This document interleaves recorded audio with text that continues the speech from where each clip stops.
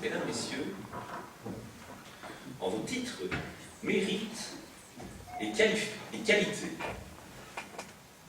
chers confrères, en vos défauts, puisque c'est finalement cela qui éteint les gens, mon cher orateur, ceci n'est pas une artificielle réplique, mais plutôt la mise en scène d'un petit cas pratique. Acte 1. Il était une fois, demain, deux jeunes femmes, belles, sensibles, intelligentes, deux avocates brillantes, deux sœurs jumelles parfaites.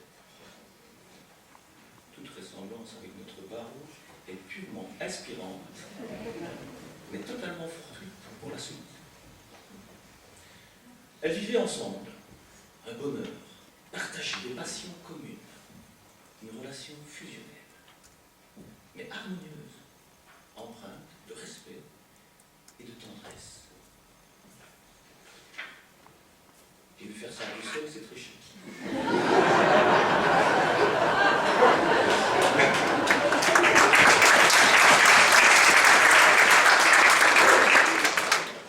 Un seul nuage, dans ce ciel bleu, radieux et comblé. Un besoin partagé et non assouvi de maternité. Un besoin d'enfant.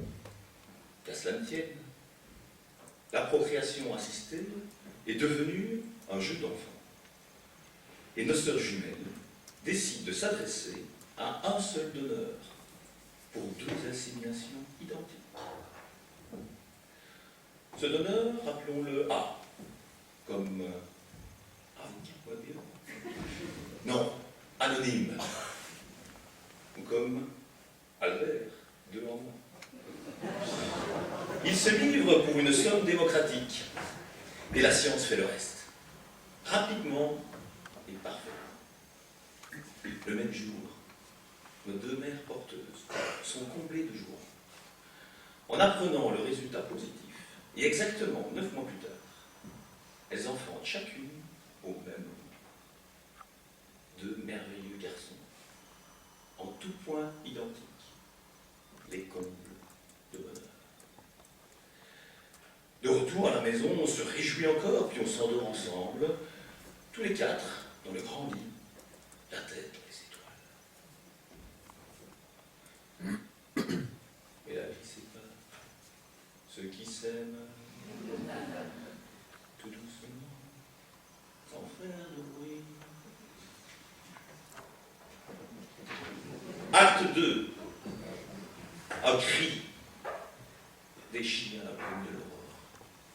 Un cri de terreur, un cri d'horreur, un cri de malheur. La découverte d'un enfant mort dans son sommeil. Un espoir brisé, culpabilisant. Mais nos deux mères se soutiennent, se consolent tendrement et avec compassion. C'est le destin. Il faut l'accepter avec courage. Aller de l'avant. Et la mère face sur le sable, les pas des amants, désunis. Acte 3, un cri déchire la brume du crépuscule. Un cri de besoin, l'appel du sein, l'enfant a faim. Nos deux mères se précipitent ensemble pour le satisfaire et puis s'arrêtent subitement, face à face. Interloqué. L'enfant cesse ses pleurs. Cet enfant est le mien. Ton enfant est mort ce matin. Celui-ci est le mien. Le mien est vivant, le tien est mort. Le tien est mort. Le mien est vivant. Mon enfant est vivant, c'est le tien qui est mort. Non, c'est le mien qui est vivant. Non, le mien. Non, le mien. Non, le mien. Oh, je voudrais tant que tu te souviennes de ces moments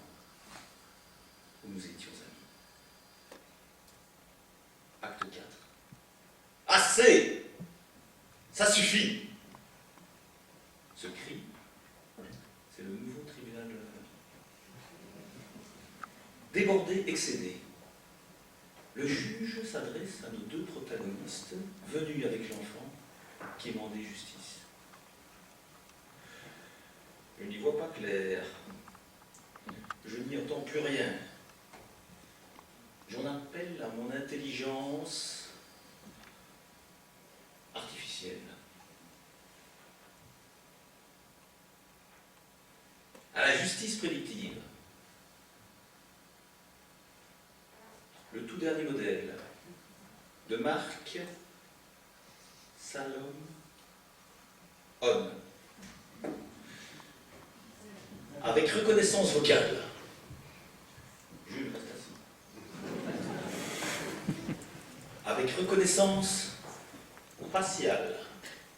On ne sait jamais. Avec prise d'ADN. Reviens, gamin! Avec recherche et synthèse de la doctrine et de la jurisprudence la plus ancestrale. Mais de la machine sort déjà une fumée blanche. Elle rend son verdict d'un ton métallique. 1, 1, 0, got it. Justice has been done. 1, 1, 0. L'algorithme originel. Élémentaire, mon cher Watson. Acte 5.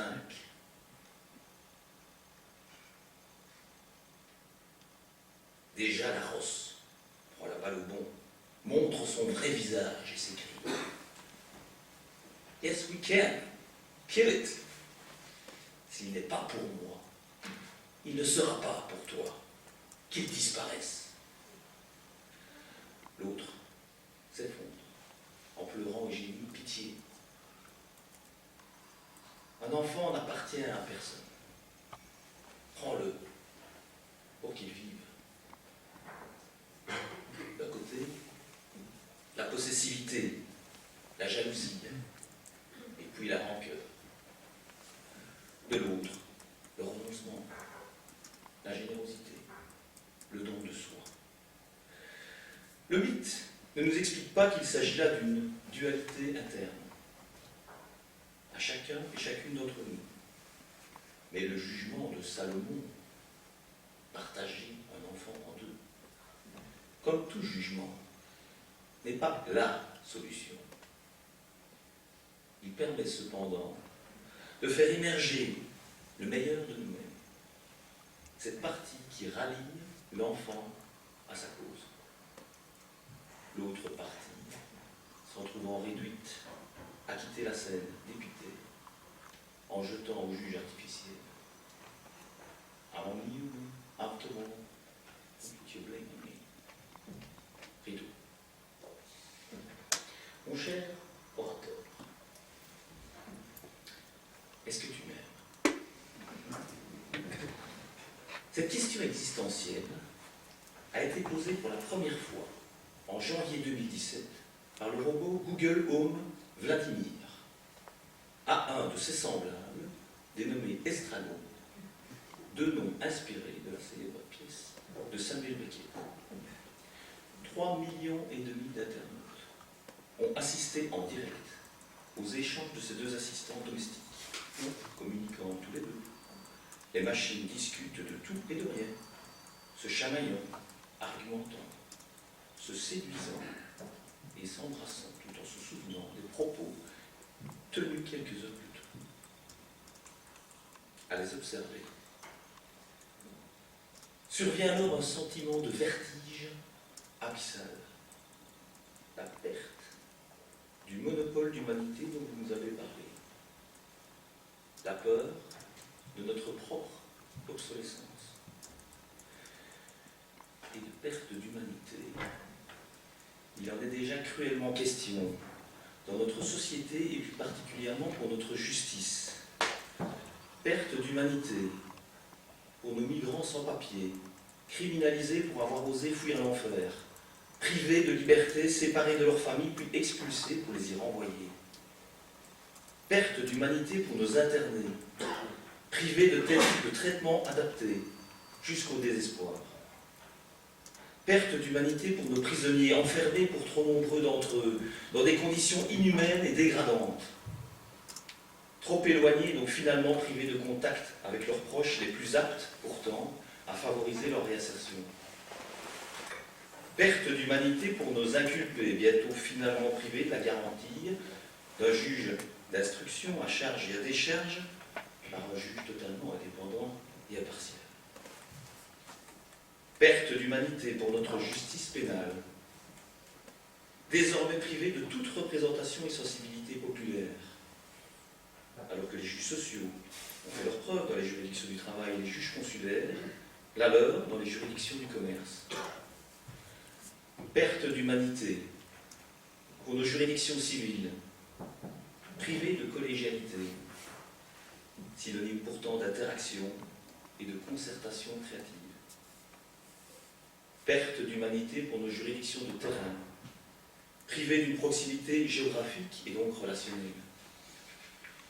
Perte d'humanité pour nos administrations, dont certaines rendent déjà des décisions dictées par un logiciel dénommé logique, privées d'être à même d'en expliquer les fondements.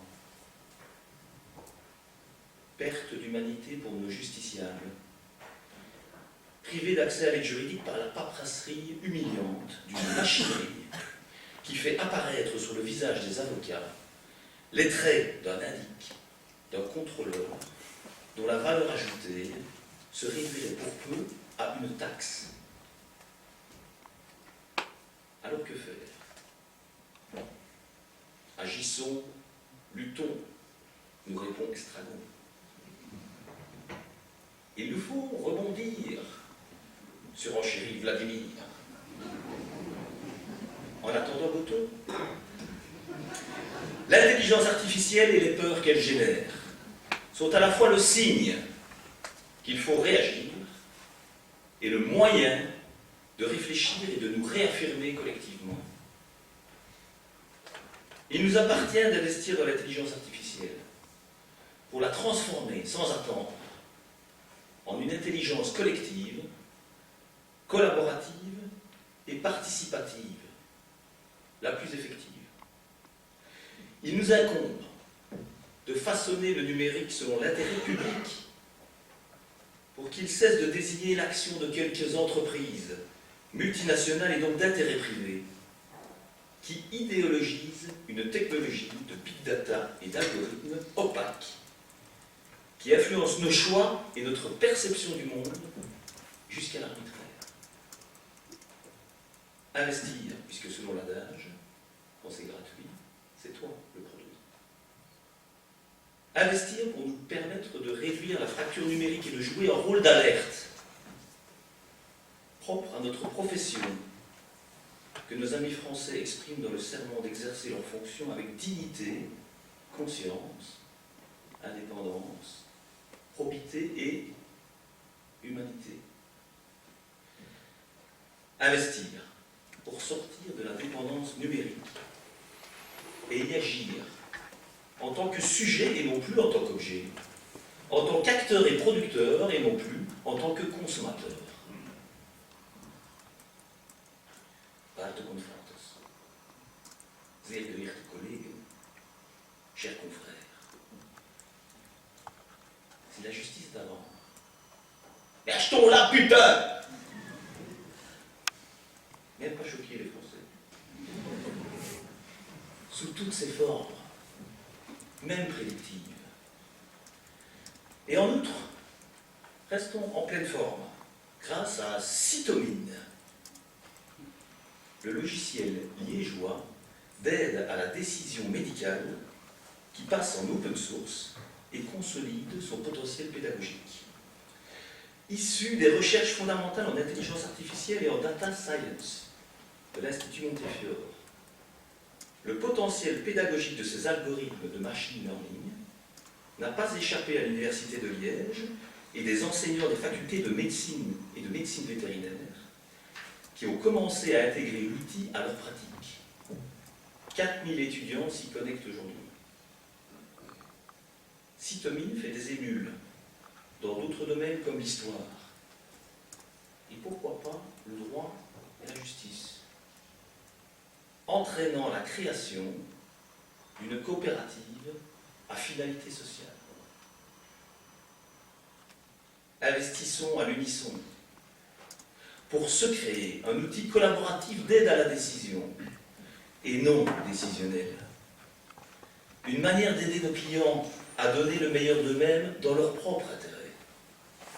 De repenser collectivement comment rendre la justice, au risque sinon de l'avoir rendue comme quelques-uns l'auront finalement conçue, à des fins économiques, voire même à leur seul bénéfice. Investissons, mais toujours. Méfions-nous du bruit des bosses. Et préservons, en l'entretenant, notre culture de l'indépendance et du secret professionnel, mais aussi de la confraternité, voire de la convivialité, du goût des autres, des belles choses et de la comédie humaine. Cette culture que nous voulons essayer de faire vivre hier, ici et maintenant, et je l'espère encore demain. Cette culture, moteur et sauvegarde de notre civilisation, comme l'argumentait avec force André Malraux face au général de Gaulle en 1965. J'ai besoin d'un général de Gaulle.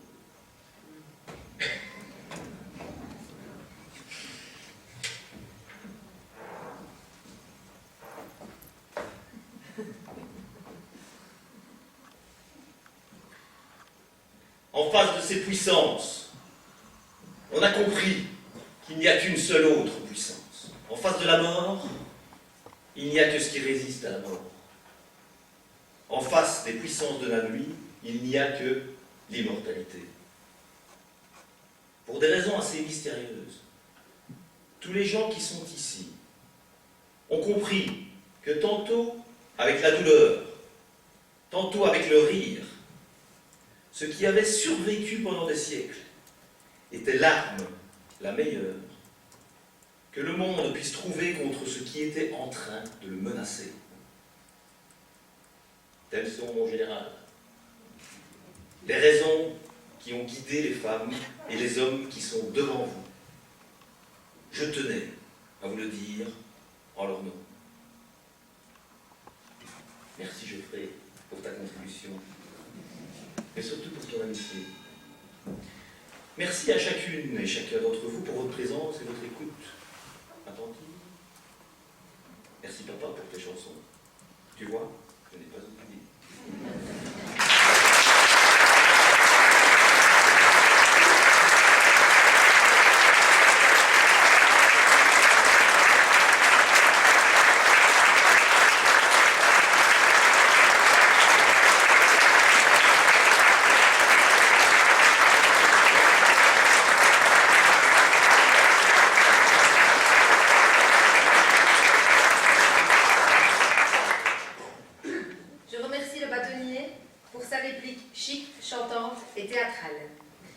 Je tiens aussi tout particulièrement à remercier l'équipe de la commission qui a organisé cet événement. J'espère que vous aurez l'occasion de les féliciter, ils sont présents sur scène. Il y a Caroline Bertrand, Charlotte Brandt, Gaëtan Billin, Joschka Breuer, Christelle Pioroli, Jérôme Clément, Thierry Hoffet, Gauthier Jamard, Kelly Lenz, Laura Meraille, Victoria Renson et Annick Stickelmann.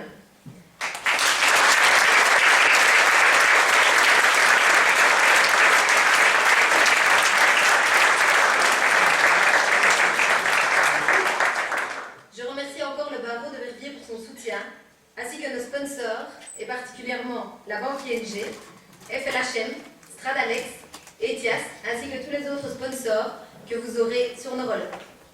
Je déclare close la séance solennelle de la rentrée du barreau de Verviers 2017. Nous vous convions tous maintenant à la réception qui a lieu dans la salle principale, Je vous invite à ne pas encore prendre place aux tables qui seraient déjà dressées pour le repas de gala. La revue du barreau aura lieu à 19h30, de telle sorte que je rappelle aux revuistes de se préparer à temps. Et puisque le rire, ça creuse, le repas aura lieu à 21h. Merci pour votre présence et vive le jeune barreau de Verviers.